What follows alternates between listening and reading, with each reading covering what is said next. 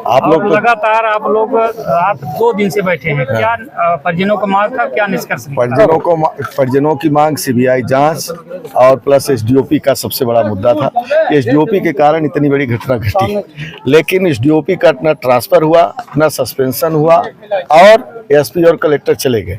जब कल एसडीओपी आई उनका रुख ठीक नहीं था, उसी तरीके से फिर से है। इसके पूर्व में भी घटनाओं में उनके कई तरह के इस तरीके के हित थे।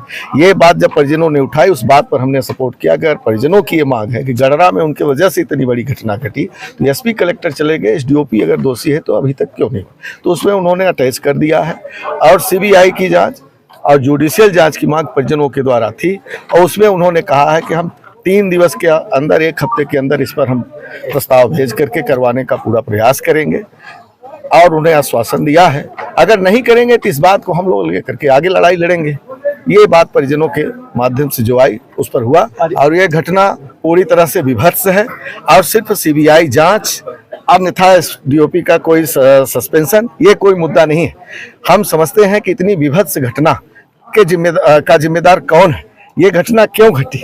मैं समझता हूं कि यहाँ पर डीजीपी आए थे, यहाँ पर प्रभारी मंत्री आए थे, यहाँ पर सारा सिस्टम पूरा प्रशासनिक अमला था। इसमें सबसे बड़े मुख्यमंत्री मोहन सरकार जिम्मेदार है कि ये लगातार घटना। हम तो समझते हैं कि और आने वाले समय में लाशें निकलेंगी, यह क्षेत्र लाश उगलेगा, इसलिए कि इस गांव के पता नहीं कितने लोग भाग करके चले गए हैं और अभी तक उनका पता नहीं चल रहा, मुलजिम बनने के डर से। तो जो मुलजिम है, जो अपराधी थे, वो तो ठीक है, निर्दोष लोग पता नहीं कितने घर छोड़ करके चले गए हैं। इसकी मांग हमने व्यक्तिगत तौर पर की है कि शांति बहाल की जाए, लोग अपने घरों में आ सके, निर्दोष लोग। ठीक है, जो दोषी है उनके खिलाफ कार्रवाई होती है, वो होए, वो अलग विषय है। लेकिन जिस तरीके से प्रशासन ने और खासकर ये भारतीय जनता पार्टी की सरकार ने इतनी प्रताड़ना की है कि लोग अपना घर छोड़ करके भाग गए, लाशें उगलना शुरू हो गया, ये स्थिति। परिजन मृतक का दाह संस्कार नहीं कर रहे थे, सुबह से सबको लाया गया था, क्या अब उनकी जो मांगे थी पूरी होगी? क्या देखिए, उनका मेन मुद्दा ये था कि जब लाश निकली, सीधी सी बात है, यहाँ पर एसपी कलेक्टर भी आए, एसडीओपी भी आए, सारे लोग आए और जिस तरीके से हैबकल हुआ उसके कारण परिजनों को गुस्सा था मन में, एक बात।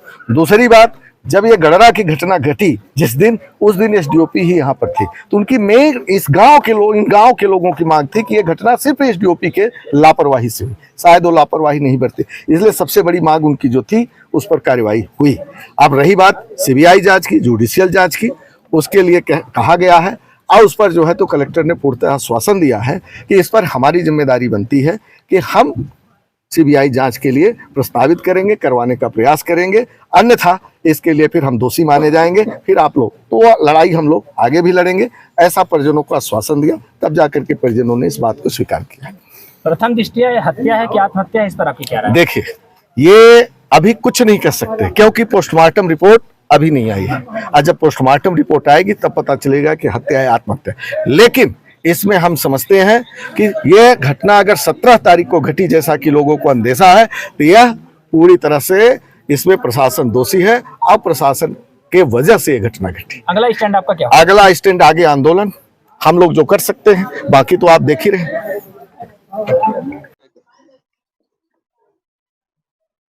डीजीपी आए थे इस घटना में, दाह संस्कार उन्होंने कराया। फिर उस घटना अभी जितने पता नहीं कितने लोग हो सकते हैं, यही कूड़ा है बगल में। अगर ये घटना पुलिस प्रताड़ना से हुई तो कूड़े से गिलास निकलेगी, मैं आज ये बोल रहा हूँ। और बाकी जो आपको करना हो करिए, अपने से क्या लेना देना। जनप्रतिनिधि होने के नाते, जनता के बीच में उठने बैठने के नाते मजबूरी होती है बोलना, बोल दिया। नहीं बोलेंगे आज, बिल्कुल नहीं बोलेंगे, तकलीफ होती है। हमारा ये है कि क्या ये है कि 20 तारीख के बाद से हम आपको बोली नहीं है कि अभी ये बताइए, आपसे बड़ा अधिकारी हमारे जिले में कौन? आप पर विश्वास, सरकार ने भी आपको भेजा इसी, तो आप ही जब भगना शुरू कर दोगे लेकर के धक्का मुक्की करके, तो हम फिर कहाँ जाएंगे?